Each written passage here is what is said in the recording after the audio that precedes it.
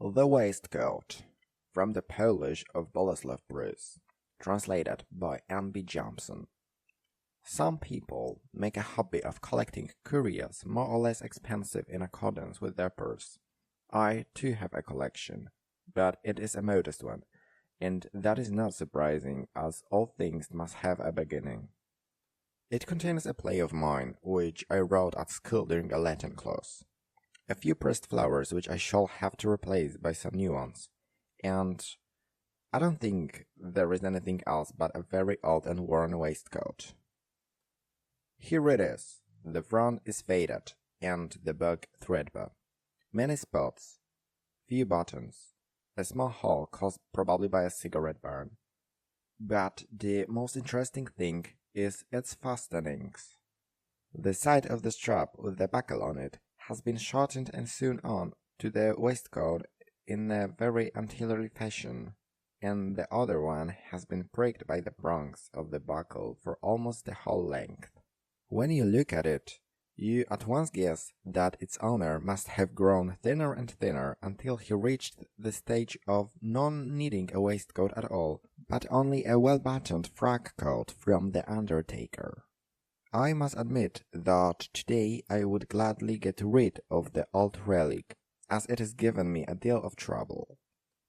I haven't any cupboards yet for my collection, and I don't feel inclined to keep the poor old waistcoat among my own things.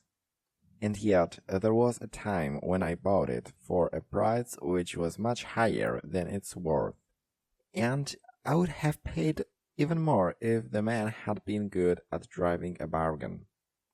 There are times in life when you like to gather about you objects which remind you of sadness. The sadness I speak of was not within my bosom, but dwelt in the lodging of my nearest neighbors. From my window I could look every day into their little room. In April there were 3 of them, Monsieur, Madame, and the little servant who slept, I fancy, on a trunk behind the cupboard. It was a dark cherrywood cupboard.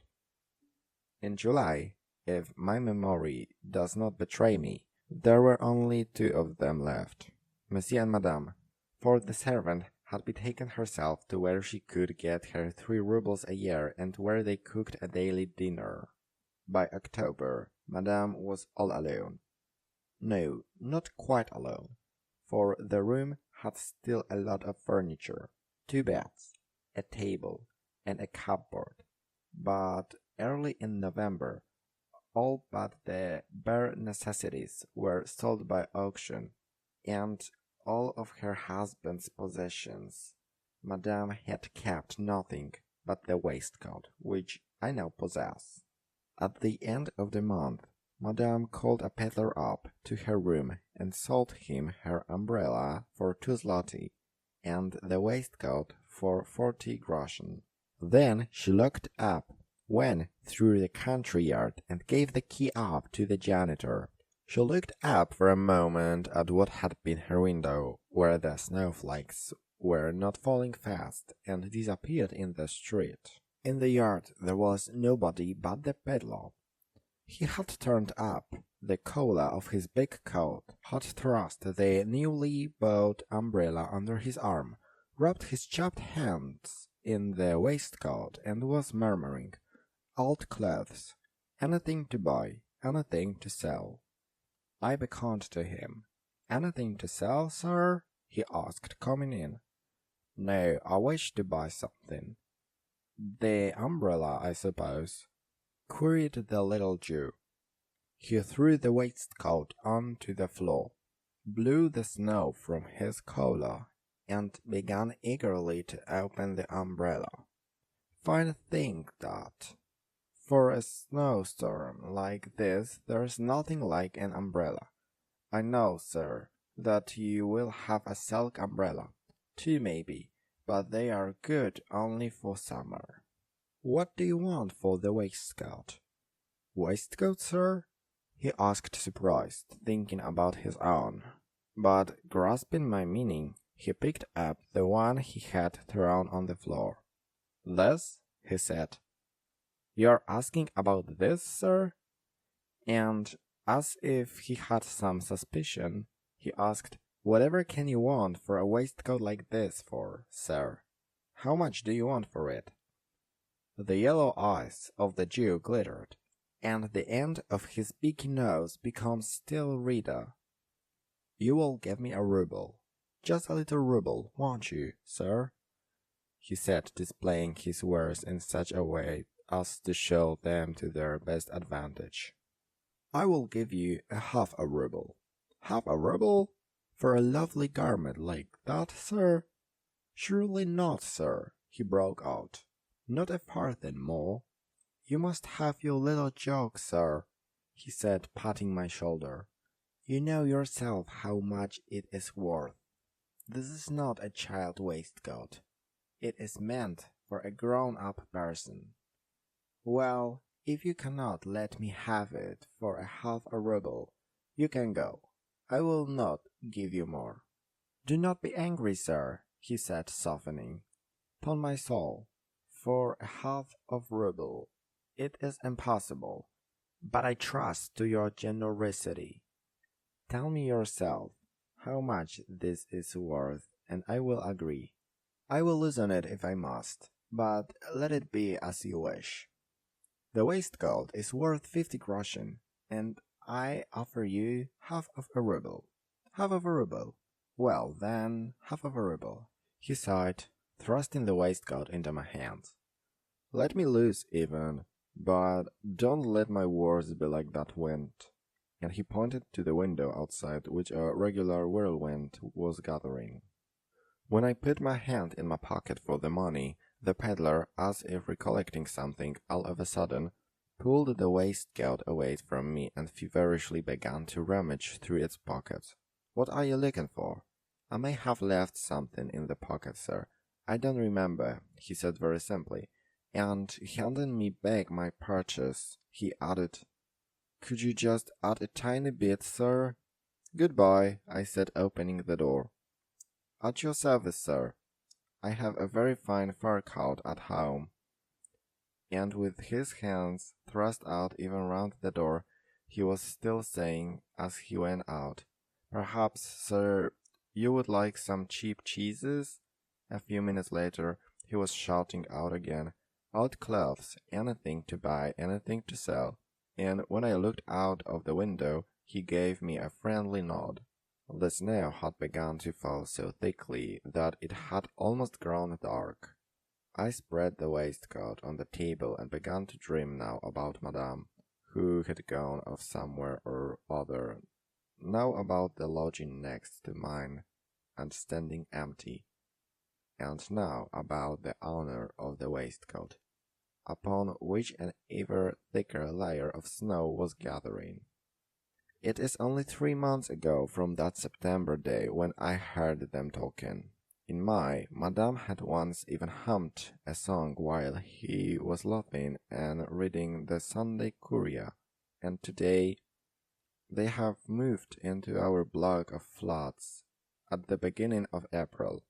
They got up fairly early, would take their tea out of a brass samovar and go off together to town. She to her lessons and he to his office. He was a very humble official, who looked on directions with the admiration and awe which a tourist bestows upon the Alps. He was obliged to work hard from morning till night. Sometimes I saw him even at midnight bending over his little table. His wife used to sit beside him and sew. Sometimes she would interrupt her work to look at him for a minute and gently admonish him. "That will do now. Go to bed. And where are you going?" "I will just do a few more stitches. And I will write a few lines." Once more they would bend their heads over their work. After a time Madame would say again, "Go to bed. Go to bed." Sometimes my clock would answer her and strike 1. They were young people, neither pretty nor plain, just gentle and quiet. As far as I remember, she was much thinner than her husband, who looked quite strong for a man in his humble position. Every Sunday noon they would go out for a walk, leaning on each other's arms, and they would return late at night. They probably had their dinner in town. Once I met them at the gate which divides the botanical garden from Łazienki Park.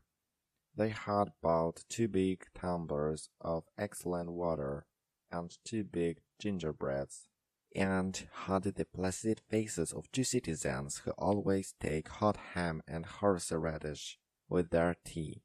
The poor need little to keep their mental balance, a little food, much work and plenty of health. The rest is somehow easily found. My neighbors did not, I think, suffer either from lack of food or, of course, of work. But with their health, it was another story. Sometime in July, Monsieur got a cold. Not a bad one, you know, but by a strange coincidence, at the very same time, he was overcome by such a severe hemorrhage that he lost consciousness. It was in the night. Madame tucked him up, brought the janitor's wife into the room, and herself ran off for a doctor. She called on 5, but found only 1, and him quite accidentally in the street. When the doctor glanced at her in the light of dancing street lamp, he thought it as well first of all to reassure her, and as she was rather tottery, probably on account of exhaustion, and as there were no cups around, he gave her his arm and explained that the hemorrhage meant nothing. Hemorrhage may come from the throat, or the stomach, or the nose, very seldom from the lungs. Moreover, if the patient has always been well, and has never coughed, only now and then, whispered Madame, halting to get her breath. Now and then, oh, that's nothing. It may be a slight cold on the chest. Yes, it is a cold, repeated Madame in a loud voice. He has never had pneumonia? Yes, he has, said Madame, stopping again. Her legs shook a little. Oh, but a long time ago, I expect, he said, catching her up. Oh yes, a very, very long time ago, she hastily confirmed. It was last winter. 18 months ago? Not exactly, but before the New Year, oh, a long time ago. Oh, what a dark street, and the sky is a bit overcast too, said the doctor. They went in. Madame anxiously asked the janitor for his news. He said there was nothing to report. Upstairs, the woman also said that nothing happened. The patient was asleep. The doctor gently woke him up, examined him, and said that it was nothing. That is what I said at the beginning, declared the patient. Nothing at all, repeated Madame, squeezing his moist hands. I know very well that hemorrhage can come from the stomach or from the nose. Yours is from the nose, no doubt. You are so stout, you need exercise, and you are always sitting. Isn't that so, doctor? He needs exercise? Yes, exercise is what everyone needs. But your husband must lie down for a few days. Can he go to the country? He can't, she said in a sad voice. Never mind, he will stay in Warsaw then. I will come and see him. Meanwhile, he must stay in bed and rest. But if the hemorrhage should recur, the doctor added. Then what, doctor? Asked Madame, as pale as wax. Well, nothing. Your husband must rest and everything will be healed up. In the nose, said Madame, clasping her hands. Yes, in the nose, of course. Do not worry and leave the rest to God. Good night. The words of the doctor had so soothed Madame that after the fright she had gone through she felt almost gay. Well, so it isn't anything out of the common after all, she said, half laughing, half crying. She knelt down at the side of the patient's bed and began to kiss his hands. "Nothing out of the common," repeated Monsieur in a low voice, and he smiled. "Just think what a lot of blood a man can lose in war and yet be all right afterwards." "Now, do not speak," implored Madame. It was nearly daybreak, and summer the nights are short. The illness lasted much longer than one would have thought. So Monsieur stopped going to the office, and that, of course, did not matter much, for he had been taken on by the day only and so did not need to take any leave. He would be able to return whenever he wanted, if the place was still open. So, as he was getting a little stronger sitting at home, Madame obtained some more weekly lessons to help support the household. She usually went to town at 8 in the morning, and about 1 returned for a few hours to cook her husband's dinner on the stove, and then went out again for a bit. But they spent the evenings together, and Madame, who did not like being inactive, began to take in a little more sewing. At the end of August, Madame met the doctor in the street. They walked for a while together. At last she caught the doctor by the sleeve and said in a pleading voice, "But you will look in on your way, doctor, won't you? He is so much calmer after every call." The doctor promised, and Madame went home in tears. In the meantime, through having to lead so sedentary a life, Monsieur had grown dispirited and querulous. He had begun to reproach his wife that she was over-careful about him and that he was bound to die in any case. At last he asked, "Hasn't the doctor told you that I would not live longer than a few months?" Madame turned white. "What do you say?" she said. "Wherever do you get such notions from?" The patient got angry. "Now, come here close to me," he exclaimed vehemently, seizing her hands. "Look me straight in the eyes and answer. Didn't he tell you?" He plunged his feverish eyes into hers. So intense was the gaze that a stone wall might have whispered its secrets if it had one. On the face of the woman was a strange calm. She smiled sweetly under his wild gaze. Only her eyes were a little glassy. The doctor said that it was nothing. You have only got to rest a bit. Monsieur dropped her hand. He began to tremble and to laugh, and then, with gestures of relief, he said, "You see how nervous I am. I had got it into my head that the doctor had given me up. But you have convinced me. I am quite reassured now." And he laughed ever so merrily at his morbid forebodings. No more attacks of suspiciousness ever returned. The sweet calm of his wife was the best proof that his condition was not so bad. And why should it be bad? He coughed. Of course, he coughed, but that came from the cold on his chest.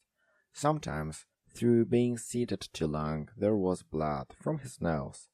And he had something like fever, but after all it was not real fever, only a touch of nerves. In fact, he felt better and better. He had an irresistible hankering after long excursions. But he hadn't the strength. The time even arrived when he would not stay in bed anymore, but sat up in a chair fully dressed and ready to go out, whenever that temporary weakness left him. Only one little thing still troubled him. One day, as he was putting his waistcoat, he noticed that it was very loose. "Have I got as thin as all that?" he whispered. "Well, of course you have wasted a bit," Madame answered. "But you must not exaggerate." He looked at her intently. She had not even raised her eyes from her work. No, such calm could not be feigned. She must have learned from the doctor that he was not so ill after all, and there was no cause to worry. In the beginning of September, the nervous attacks, so very like fever, began to occur oftener and lasted nearly 4 days on end. "Nonsense," said the patient.